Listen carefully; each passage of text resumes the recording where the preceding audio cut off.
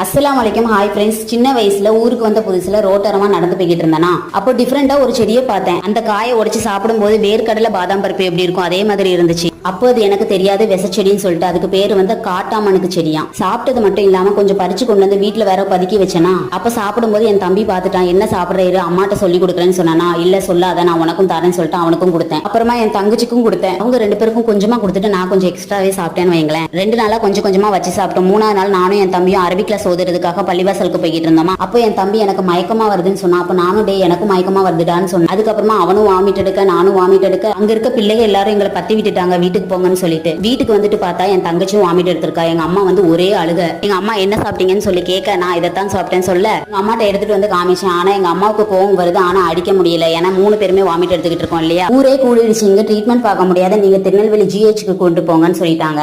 Time முடிய போகுது friends. அப்புறம் என்ன நடந்துச்சுன்னு நான் நெக்ஸ்ட் விளாக்ல சொல்றேன்.